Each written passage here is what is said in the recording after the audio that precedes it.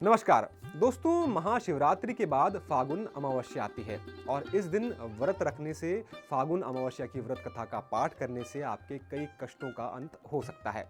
ऐसे में आज हम आपको फागुन अमावस्या की व्रत कथा के बारे में अपने इस वीडियो में जानकारी देंगे।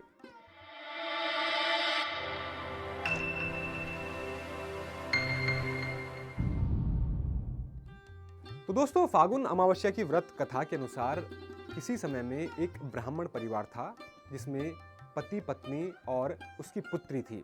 उनका जीवन सामान्य चल रहा था। धीरे धीरे वर्ष बीतते गए, उनकी पुत्री बड़ी हुई और विवाह योग्य हो गई। ब्राह्मण की पुत्री बहुत ही सुंदर थी, सुशील थी और कई गुणों से संपन्न थी, लेकिन उसके बावजूद भी उसकी शादी नहीं हो पा रही थी।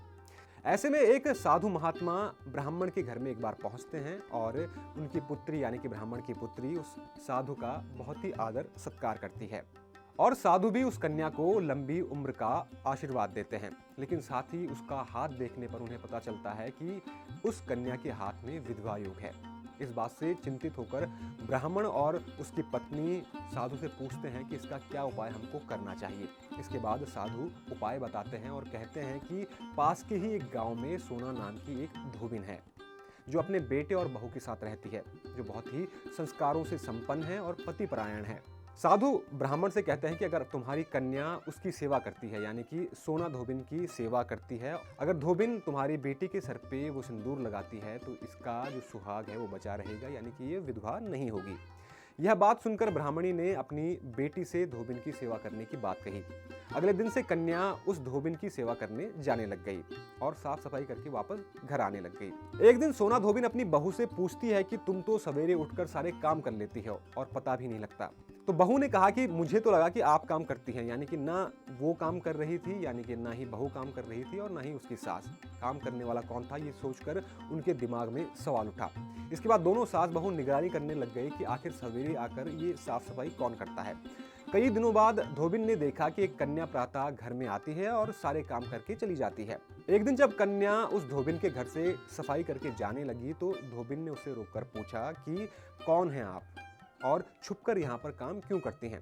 तब कन्या ने साधु द्वारा जो कही गई बात थी वो सारी बताई। सोना धोबिन पतिपरायण थी, उसमें तेज था, इसलिए वो इस बात के लिए मान गई।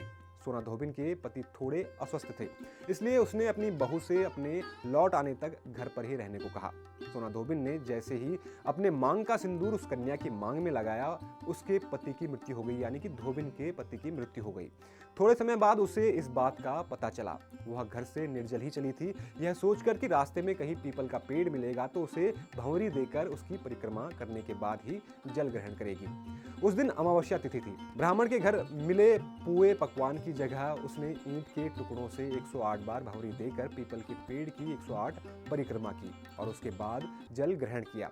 ऐसा करते ही उसका पति वापस जीवित हो गया। इसलिए माना जाता है कि फागुन अमावस्या के दिन जो भी व्यक्ति पूजा आराधना करता है, व्रत रखता है, उसे पुण्य की प्राप्ति होती है और उसके जीवन की सभी समस्याएं दूर हो सकती हैं।